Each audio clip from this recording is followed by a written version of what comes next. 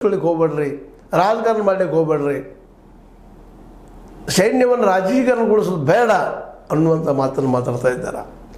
ಯಾಕಂದ್ರೆ ಇದು ಯುದ್ಧ ಹೌದೋ ಅಲ್ಲೋ, ನಡು ಮಧ್ಯದಲ್ಲಿ ನಿಂತು ಯಾಕೆ ಪೂರ್ತಿ POKಯನ್ನು ಗೆಲ್ಲಲಾರ್ದ ನಿಲ್ಲಿಸಿದ್ದೆ ಯಾಕೆ, ಭಯೋತ್ಪಾದನೆ ನಿಂತಿದೆಯಾ ನಿಲ್ತದೆಯಾ ಅನ್ನೋ ಗ್ಯಾರಂಟಿ ಹೇಳಿದ ಅಂಥೇಳಿ ಇವತ್ತು ಪ್ರಶ್ನೆ ಮಾಡ್ತಾ ಇದ್ದಾರೆ.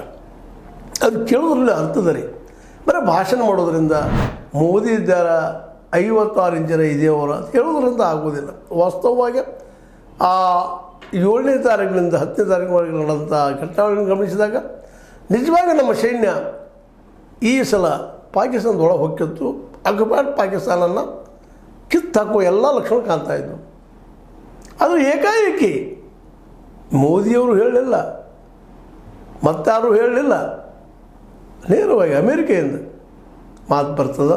ಎರಡು ಕಡೆ ನಾನು ಹೇಳಿ ನಿಲ್ಲಿಸಿದ್ದೀನಿ ಅಂತೇಳಿ ಟ್ರಂಪ್ನಿಂದ ಒಂದಲ್ಲ, ಈಗ ಕಳೆದ 11 ದಿನಗಳಲ್ಲಿ 8 ಸಲ ಈ ಮಾತನ್ನು ಹೇಳಿದ್ದಾರೆ.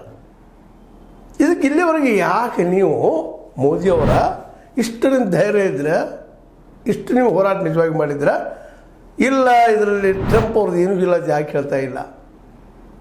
ಟ್ರಂಪ್ ಅವರು ನೇರವಾಗಿ ಹೇಳ್ತಾ ಇದ್ದಾರೆ, ನಾನು ನಿಲ್ಲಿಸಿದ್ದೀನಿ, ಇಲ್ಲಾಂದ್ರೆ ಅಣು ಯುದ್ಧ ಆಗ್ತಿತ್ತು, ಅಣು ದಾಳಿ ಆಗಿದ್ರೆ ಇಡೀ ದಕ್ಷಿಣ ಏಷ್ಯಾ ನಾಶ ಆಗ್ತಿತ್ತು ಅನ್ನೋಂಗೆ ಮಾತಾಡ್ತಾ ಇದ್ದಾರೆ. ಇದಕ್ಕೆ ನಿಮ್ಮ ಉತ್ತರ ಏನು ಅಂತ ಕೇಳ್ತಾ ಇದ್ದಾರೆ. ಮೋದಿಯವರೇ